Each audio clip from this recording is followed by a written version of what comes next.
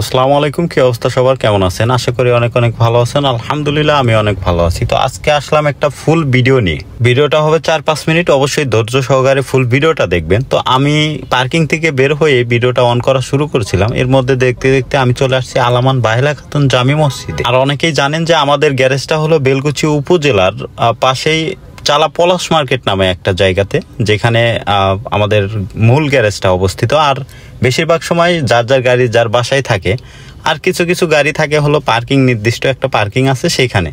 তো আমি পার্কিং থেকে বের করে আমি অলরেডি চলে আসছি আজুগারা। আর আমরা আজকে যাচ্ছি কোথায় সেটা বলে নেই।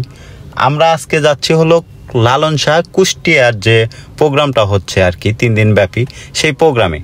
তো আজকে যাচ্ছি আমার পরিচিত কেউ না, ফোন নাম্বার থেকে কথা বলা এবং ফোনেই পরিচয়। তো তারপরেই তাদের কাছে আর কি গাড়ি ভাড়া দেওয়া। তো এইখানে যাচ্ছি, আমরা দেখি চলেন তারা কেমন বা তাদের সাথে আমার বন্ডিংটা কেমন হয়, আমরা কতক্ষণ থাকি বা ভাড়া কেমন হয়েছে, সব কিছু জানবেন আজকের এই ভিডিওতে। তো দেখতে দেখতে আমি চলে আসছি আজুগারা মার্কাজ মসজিদে। আর এটাই আমার মূল লোকেশন দেওয়া ছিল, কিন্তু পরবর্তী টাইমে ওইখান থেকে আরও একটা ভিতরে চলে আসছি, যেখানে আসার পর আমি মূলত জায়গার নামটা জানি না, কিন্তু এখানে আসার পরে হলো গিয়া যে একজন কাকার বাবার পিঠা পাইছি, যেটা অনেক সুন্দর।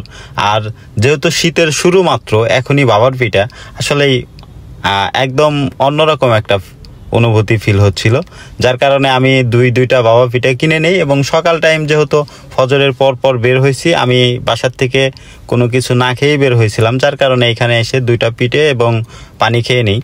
তারপরে মোটামুটি আধা ঘন্টা পরে লোকজন একত্রিত হয়, তারপরে আমরা বের হই। তো এই হলো আজকে আমাদের গাড়ি। আর এখানে যে লোকজন প্রায় উঠছে অর্ধেক, আর কিছু লোকজন বাহিরে ছিল, যারা আসার পরে আমি গাড়িটা টান দেই এবং গাড়িতে ওঠার পরে তারা সুন্দর একটা মিলাদ চালু করে, যেটা আমার কাছে অনেক ভাল লাগছে।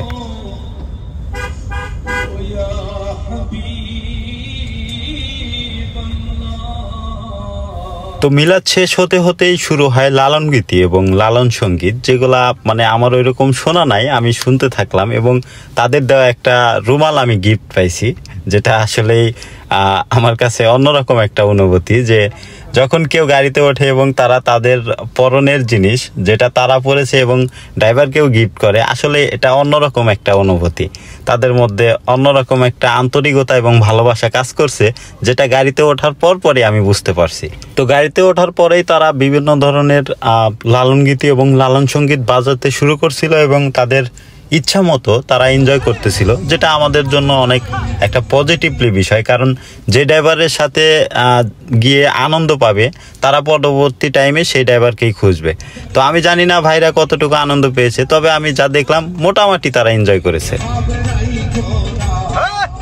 আর একটা বিষয়, যে আমরা যদি ফুললি গান আপনাদেরকে শোনাই তাহলে আমাদের আইডিতে রিস্ট্রিক্ট আসতে পারে, যার কারণে আমরা গান মাঝে মধ্যে অফ করে দিয়েছি। তো যেতে যেতে আমরা অলরেডি চাঁদমোহরে চলে আসছি, যার কারণে একটা চার জন্য ব্রেক দেওয়া হয়েছিল। কিন্তু আমি সকালবেলা না খেয়ে আসার কারণে আমাকে নাস্তা করার টাইম দেওয়া হয়, যার কারণে আমি হোটেলে গিয়ে নাস্তা করি। এবং পরবর্তীতে সেখান থেকে গাড়ির কাছে আসার পরে দেখতে পাই একটা বিশাল হাত পাখা। তো এটা দেখলে অন্যরকম একটা অনুভূতি, যার কারণে ভিডিওটা করা, যে আপনাদেরকেও একটু দেখাই।